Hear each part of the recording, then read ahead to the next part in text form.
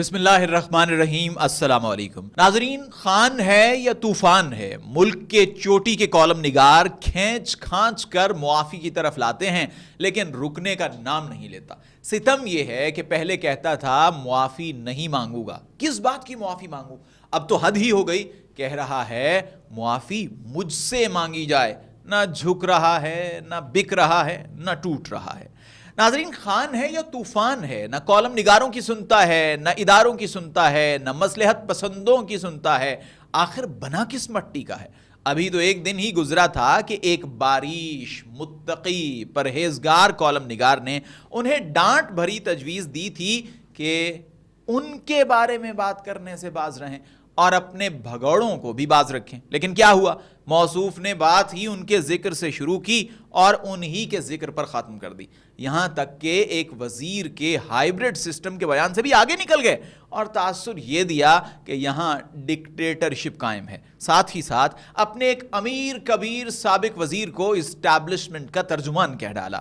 نہیں معلوم کہ سابق وزیر اس پر خوش ہوں گے یا پھر ناراض، ویسے ہونا تو خوش ہی چاہیے۔ ناظرین، خان ہے یا طوفان ہے، اپنے ساتھ ساتھ خاندان بھی قربان کرنے کو تیار ہے۔ حقیقی آزادی کا نعرہ تو ویسے انہوں نے بہت دیر سے لگا رکھا ہے، لیکن انہیں معلوم ہے کہ آزادی کے پھول پانی سے نہیں خون سے کھلتے ہیں، یہی وجہ ہے کہ وہ اپنے علاوہ اپنے خاندان کے دیگر افراد کی گرفتاریوں سے بھی زیر نہیں ہو رہے، اور عزم یہ ہے کہ جھکنے یا بکنے کا سوال پیدا ہی نہیں ہوتا۔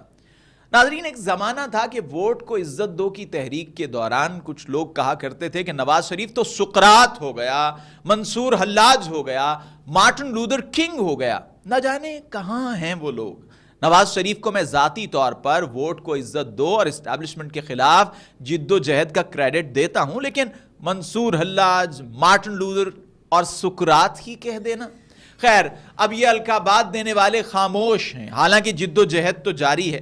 نواز شریف منظر سے غائب ہیں، ان کی جماعت ووٹ کو عزت دو سے بالواسطہ طور پر لا تعلق ہو چکی ہے۔ اب وہ یہ القابات کیوں نہیں دیتے؟ میاں مجبوریاں ہوتی ہیں، سرکاری ٹی وی پر نوکری کرنا کوئی آسان کام ہے کیا؟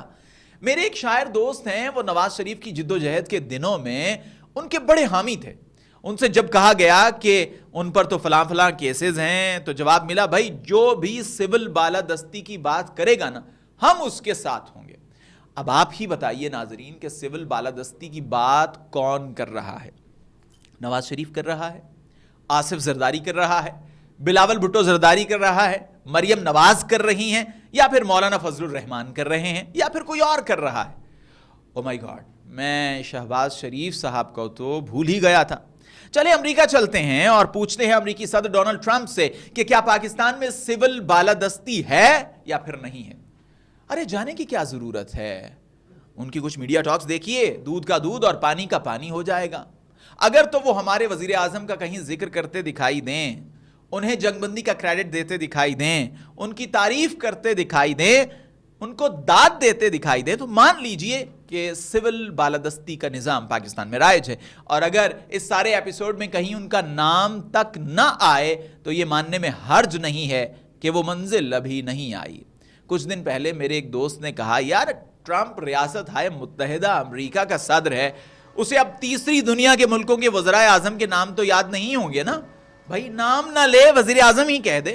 ویسے ہمارا ہمسایہ ملک بھی تو تیسری دنیا کا ہی ہے، لیکن خیر کچھ لوگ بہت تپ جاتے ہیں جب ان کے سامنے سول بالادستی کی بات کی جاتی ہے۔ ان کا موقف یہ ہے کہ سیاستدانوں نے تو اس ملک کا بیڑا غرق کر دیا، وہ تو ہیں ہی کرپٹ، وہ تو ہیں چور، تو کوئی درد دل رکھنے والا ہی تو اس ملک کو سنبھالے گا، اور کون سنبھالے گا؟